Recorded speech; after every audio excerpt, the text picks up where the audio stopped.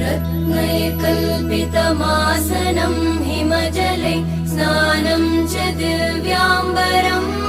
नानारत्नविभूषितं मृगमदा मोदाङ्कितं चन्दनम् जातिचम्पकबिल्वपत्ररचितं पुष्पं च धूपं तथा दीपं देवदयानिधे पशुपते हृत्कल्पितं गृह्यताम्